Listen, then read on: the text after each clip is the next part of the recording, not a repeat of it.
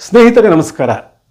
ಕನ್ನಡದ ಸ್ಟಾರ್ ಪತ್ರಕರ್ತ, ಅಕ್ಷರ ಮಾಂತ್ರಿಕ, ಹೀಗೆ ಅನೇಕ ಹೆಸರುಗಳಿಂದ ಹೆಸರುವಾಸಿಯಾಗಿದ್ದ ಪತ್ರಕರ್ತ ರವಿ ಬೆಳಗೆರೆ ಅವರು ಹೊರತಂದಂತಹ ಹಾಯ್ ಬೆಂಗಳೂರು ಇಡೀ ರಾಜ್ಯವನ್ನು ಬೆಕ್ಕಸಿ ಬೆರಗಾಗಿಸಿದ್ದು, ಅಪಾರ ಓದುಗ ವರ್ಗವನ್ನು ಸಂಪಾದಿಸಿದ್ದು ನಿಮಗೆಲ್ಲ ಗೊತ್ತೇ ಇದೆ.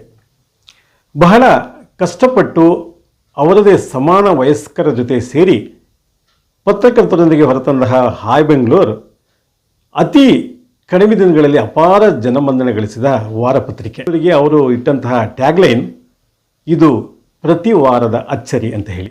ಇತ್ತೀಚೆಗೆ ನನ್ನ ಸಂಗ್ರಹದಲ್ಲಿದ್ದ ಹಲವಾರು ಪುಸ್ತಕಗಳನ್ನು, ಕೆಲವು ಕಾದಂಬರಿಗಳನ್ನು, ಕೆಲವರು ಕಾವ್ಯಗಳನ್ನು ನಾನು ನೋಡ್ತಾ ಹೋದಾಗ ಇದರಲ್ಲಿ ಒಂದು ಪತ್ರಿಕೆ ಸಿಕ್ತು, ಮಾಸಿಕ ಪತ್ರಿಕೆ.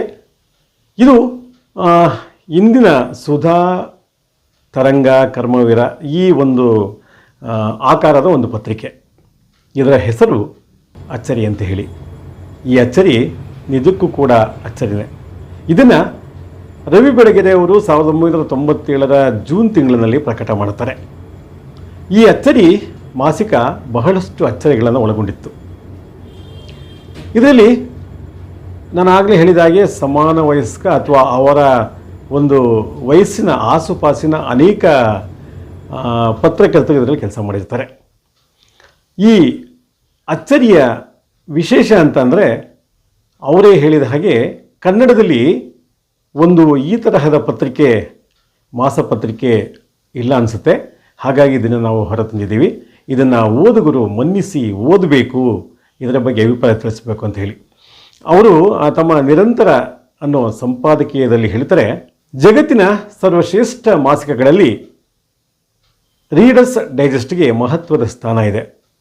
ಈ ರೀಡರ್ಸ್ ಡೈಜೆಸ್ಟ್ ವಿಶೇಷ ಅಂತಂದರೆ, ಇದನ್ನು ಯಾವುದೇ ಹಳೆಯ ಸಂಚಿಕೆಯನ್ನು ತೆಗೆದುಕೊಂಡರೂ ಇದರ ಯಾವುದೇ ಪುಟವನ್ನು, ಅದು ಎಷ್ಟೇ ಹಳೆಯದಾಗಿರಲಿ, ನಾವು ಈಗ ಕೂಡ ಓದಿದರೂ ಅದು ತಾಜಾತನ ಅನಿಸುತ್ತೆ, ಫ್ರೆಶ್ ಲೇಖನ ಅನಿಸುತ್ತೆ.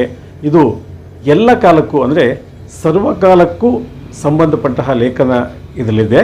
ಹಾಗಾಗಿ ಈ ರೀಡರ್ಸ್ ಡೈಜೆಸ್ಟ್ ನನ್ನ ಈ ಒಂದು ಅಚ್ಚರಿ ಮಾಸಿಕ ಪ್ರಕಟಣೆಗೆ ಸ್ಫೂರ್ತಿ ಅಂತ ಹೇಳ್ತಾರೆ. ಹಾಗೆಯೇ ನಾನು ಹಾಯ್ ಬೆಂಗಳೂರು ಪ್ರಕಟ ಮಾಡ್ತಾ ಸಾಕಷ್ಟು ಮಂದಿಗೆ, ಓದುಗರಿಗೆ ತಲುಪಿದ್ದೇನೆ. ಹಾಗಾಗಿ ನನಗೊಂದು ಕನಸಿದೆ, ಒಂದು ಮಾಸಿಕ ತರಬೇಕು ಅಂತ ಹೇಳಿ. ಹಾಗಾಗಿ ಈ ಅಚ್ಚರಿಯನ್ನು ತರ್ತಾ ಇದ್ದೇನೆ ಅಂತ ಹೇಳಿ ಹೇಳ್ತಾರೆ. ಈ ಅಚ್ಚರಿಯಲ್ಲಿ ನೀವು ಗಮನಿಸಬಹುದು, ಇದರಲ್ಲಿ ಬಂದಂತಹ ಎಲ್ಲ ವಿಷಯಗಳು, ವೈವಿಧ್ಯತೆಗಳು, ಲೇಖನಗಳು ತುಂಬ ಹತ್ತಿರ ಅನಿಸುತ್ತೆ. ಇದರಲ್ಲಿ ಪ್ರತಿಭಾ ನಂದಕುಮಾರ್ ಅವರು ಬರೆದಿರುವ ಕೇರಳದ ಹುಡುಗಿಯರು ನಿಜವಾಗಿಯೂ ಫಾಸ್ಟಾ ಅನ್ನೋ ಒಂದು ಲೇಖನವಾಗಲಿ, ಅಥವಾ ಕುಂ ವೀರಭದ್ರಪ್ಪ ಅವರು ಬರೆದಿರುವ ಉರುದಿನಿ ಅನ್ನೋ ಒಂದು ಕಥೆಯಾಗಲಿ, ರವಿ ಬೆಳಗೆರೆಯವರೇ ಮಹಾಸ್ವಪ್ನ ಹೆಸರಿನಲ್ಲಿ ಬರೆದಂತಹ ಪರಿಚಯ ಅನ್ನೋ ಕಥೆಯಾಗಲಿ, ಆ ಸನ್ಯಾಸಿ ಮದುವೆಯಾಗ ಬಯಸಿದ್ದ ಅನ್ನೋದಾಗಲಿ, ಈ ತರಹದ ಹಲವಾರು ಲೇಖನಗಳು ಅಲ್ಲಿವೆ. ಅಲ್ಲದೆ ರವಿ ಬೆಳಗೆರೆಯವರಿಗೆ ಆಪ್ತರಾದಂತಹ RT ವಿಠ್ಠಲಮೂರ್ತಿಯವರು ದೇವರು, ಮದುವೆ ಮತ್ತು ಸನ್ಯಾಸ ಅಂತ ಹೇಳಿ ಒಂದು ಲೇಖನ ಬರೆದಿದ್ದಾರೆ. ಈಕೆ ಸನ್ಯಾಸಿಯೊಂದಿಗೆ ಸಂಸಾರ ಮಾಡಿದಳು ಅಂತ ಹೇಳಿ BS ವೆಂಕಟಲಕ್ಷ್ಮಿಯವರು ಬರೆದಿದ್ದಾರೆ. ಜೋಗಿಯವರು ಮಾತನಾಡುವಾಗ ಉಗ್ಗುತ್ತೇನೆ, ಆದರೆ ಬರೆಯುವಾಗ ಅಂತ ಹೇಳಿ ಒಂದು ಲೇಖನ ಬರೆದಿದ್ದಾರೆ. ಅಲ್ಲದೆ ನಮ್ಮ ಪ್ರೇಮ ಕವಿ, ಮೈಸೂರಿನ ಮಲ್ಲಿಗೆ ಕವಿ ಎಂದೇ ಖ್ಯಾತರಾದ KS ನರಸಿಂಹಸ್ವಾಮಿಯವರ ಬಗ್ಗೆ ಕೂಡ ಒಂದು ಆಪ್ತ ಬರಹ ಇದೆ. ಪ್ರೇಮ ರೋಗಕ್ಕೆ ಒಂದೇ ಒಂದು ಪಥ್ಯ, ಅದೇ ದಾಂಪತ್ಯ ಅನ್ನೋ ಒಂದು ಲೇಖನ. ಹಾಗೆಯೇ ಪಟ್ಟೆ ಹುಲಿ ಅನ್ನೋದ್ರ ಬಗ್ಗೆ ಒಂದು ಅನುಭವ ಲೇಖನ ಕೂಡ ಇದೆ. ಹೀಗಾಗಿ ನಿಜಕ್ಕೂ ಇದು ಒಟ್ಟು ಪೂರ್ಣ ಸುಮಾರು 80 ಪುಟಗಳ ಅಚ್ಚರಿ ಸಾಕಷ್ಟು ಗಮನವನ್ನು ಸೆಳೆದಿತ್ತು.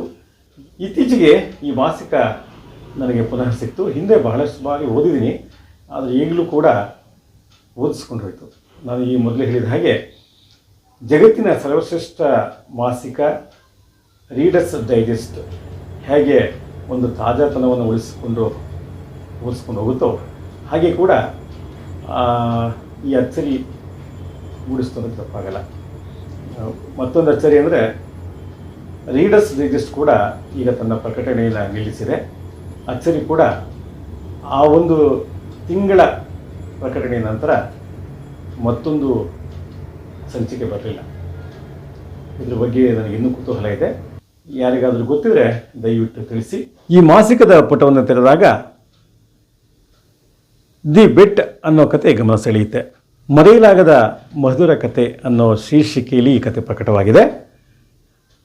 ಇದರ ಮೂಲ ಆಂಟನಿ ಚೆಕಾಫ್, ಇದನ್ನು ಕನ್ನಡಕ್ಕೆ ಅನುವಾದ ಮಾಡಿದ್ದಾರೆ ಯಯಾತಿ. ಹೀಗೆ ಪ್ರತಿ ಪುಟವನ್ನು ಓದಿಸಿಕೊಂಡು ಹೋಗುವಂತಹ ಅಚ್ಚರಿ ನಿಜಕ್ಕೂ ಈಗಲೂ ಕೂಡ ಖುಷಿ ಕೊಡ್ತಿದೆ ಅನ್ನೋದೇ ಒಂದು ಮಹತ್ವದ ವಿಚಾರ ಅನಿಸುತ್ತೆ. ಬಂದದ್ದೆಲ್ಲ ಬರಲಿ, ಎದುರಿಸುವ ಗುಂಡಿಗೆಯೊಂದಿರಲಿ ಎಂಬ ಬಿ ವಿ ಕಾರಂತರ ಪತ್ನಿ ಪ್ರೇಮ ಕಾರಂತರ ಬಗ್ಗೆ ಲೇಖನ ಇದೆ. ಉಪ್ಪಿಟ್ಟು ಪುರಾಣ ಅನ್ನೋ ಒಂದು ವಿಡಂಬನೆ ಇದೆ. ಹಾಗೆಯೇ ಇಲ್ಲಿನ ಪುಸ್ತಕ ವಿಭಾಗದಲ್ಲಿ ಚಲಂ ಅವರ ಬಗ್ಗೆ ಸುಮಾರು ಒಂದು 7-8 ಪುಟಗಳಷ್ಟು ಬರೆದಿದ್ದಾರೆ. ಸುಮಾರು 80 ಪುಟಗಳ ಅಚ್ಚರಿ ಇದು. ಪ್ರತಿ ಬರಹ ಕೂಡ, ಪ್ರತಿ ಲೇಖನ ಕೂಡ ಸರಳವಾಗಿ ಓದಿಸ್ಕೊಂಡು ಹೋಗುತ್ತೆ. ಈ ಅಚ್ಚರಿಯ ಟ್ಯಾಗ್ಲೈನ್ ಏನಂತಂದರೆ 2 ಔನ್ಸ್ ಆತ್ಮವಿಶ್ವಾಸ ಉಚಿತ ಅಂತ ಹೇಳಿ. ಅಚ್ಚರಿ ಮಾಸಿಕ ಬಂದಾಗ ನಾವೆಲ್ಲ ಆ ಕಾಲದಲ್ಲಿ ಬಹಳ ಮುಗಿಬಿದ್ದು ಈ ಒಂದು ಮಾಸಿಕವನ್ನು ತೆಗೆದುಕೊಂಡಿದ್ವಿ. ಅದಲ್ಲದೆ ಹಾಯ್ ಬೆಂಗಳೂರು ಆಗಾಗಲೇ ಸಾಕಷ್ಟು ಸದ್ದನ್ನು ಮಾಡಿತ್ತು. ಅದನ್ನು ಕೂಡ ಪ್ರತಿ ವಾರ ಕಾದು ಬಂದ ತಕ್ಷಣ ಆ ವಾರದಲ್ಲಿ ತೆಗೆದುಕೊಂಡು ಹೋಗ್ತಾ ಇದ್ವಿ. ಒಂದೇ ಗುಟುಕಿನಲ್ಲಿ ಓದುವಂತಹ ಪತ್ರಿಕೆ ಹಾಯ್ ಬೆಂಗಳೂರು ಆಗಿತ್ತು.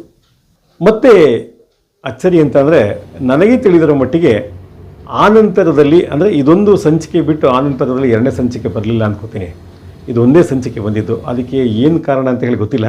ಬಹಳಷ್ಟು ಓದುಗರಿಗೆ ನಿರೀಕ್ಷೆಯನ್ನು ಹುಟ್ಟಿಸಿದ್ದ ಅಚ್ಚರಿ ಆನಂತರದಲ್ಲಿ ಅದೇನು 2ನೇ ಸಂಚಿಕೆಯಿಂದ ಬರಲಿಲ್ಲ, ಒಂದೇ ಸಂಚಿಕೆ ಬಂದಿದ್ದು.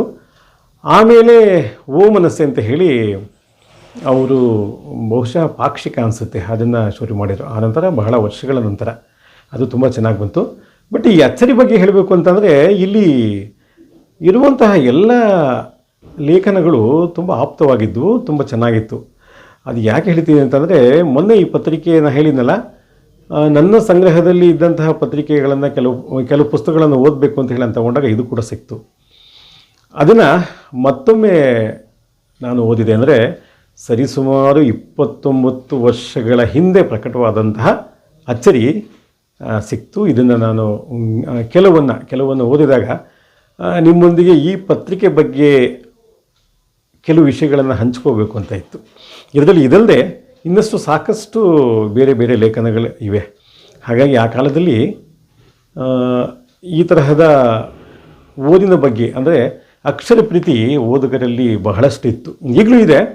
ಈಗ ಮೊಬೈಲ್ ಬಂದಿರೋದ್ರಿಂದ ಸ್ವಲ್ಪ ಕಡಿಮೆ ಆಗಿರ್ಬೋದು ಅನ್ಕೋತೀನಿ. ಬಟ್ ಓದೋ ಹವ್ಯಾಸ ಅಂತೂ ಅದು ನಿರಂತರವಾಗಿ ಎಲ್ಲರಿಗೂ ಬಂದಿರೋ ಅಂಥದ್ದು. ನಮ್ಮ ಒಂದು ಆ ಒಂದು ವಯಸ್ಸಿನಲ್ಲಿ ನಮಗೆ ಬಹಳಷ್ಟು ಸೆಳೆದಂತಹ ಇದು ಒಂದು ಅಚ್ಚರಿ. ಅದರಿಂದ ನಾನು ಆಗಲೇ ಹೇಳಿದ್ನಲ್ಲ, ಪ್ರತಿಭಾ ನಂದಕುಮಾರ್ ಅವರು ಬರೆದಿರುವಂತಹ ಕೇರಳದ ಹುಡುಗಿಯರು ನಿಜವಾಗಿಯೂ ಫಾಸ್ಟ್ ಅನ್ನೋದು ಬಹಳಷ್ಟು ಅಭಿಮಾನಿಗಳಿಗೆ ಆಸಕ್ತಿದಾಯಕ ವಿಚಾರವಾಗಿತ್ತು.